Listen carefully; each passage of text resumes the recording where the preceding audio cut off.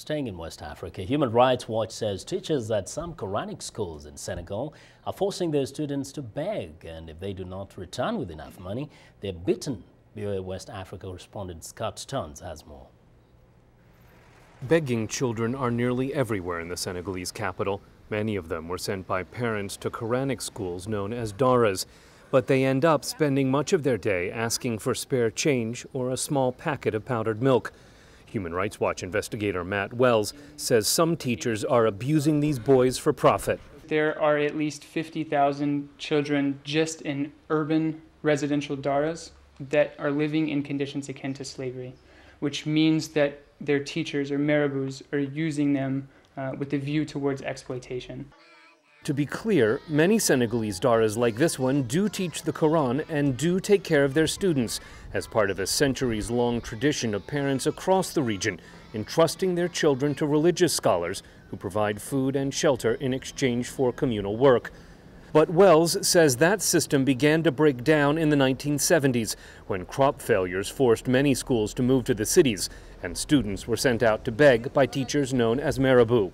While Koranic education, which plays an incredibly important role in Senegal and continues to do so through a number of marabouts that teach the Quran in a very, very profound way, there's a number of marabouts who have used a lack of regulation and a lack of will on the part of the government to criminalize those that force children to beg, to create a system of economic exploitation out of religious education.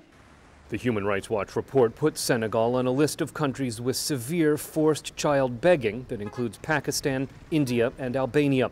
It's a sensitive topic for the government, as marabouts are important parts of Muslim brotherhoods that control much of the economy and help shape local politics. There's been a sense of it's too sensitive to touch, we can't go there, that I think one of our grand hopes from this report is to push through that, to realize that this really isn't a cultural or religious issue. The cultural religious issue is the Koranic education, which is perfectly acceptable, which is an incredibly important part of the moral and religious education of these children.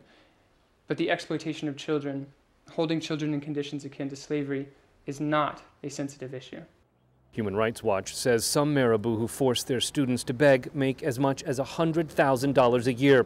Most children are sent out on 8-hour shifts, and if they don't bring in their quota of money, they're beaten. In about 80% of the daras that we interviewed children from, the child is taken to a room, his shirt is stripped off, either by the marabout or by a grand talibé that's under the charge of the marabout, and he is beaten, often brutally, with electrical cable, with a stick, with a whip. He's beaten over and over to ostensibly ensure that the child will not forget to bring back the sun again. Over the last decade, President Abdoulaye Wade's government has passed a number of laws against forced begging and child trafficking in Senegal.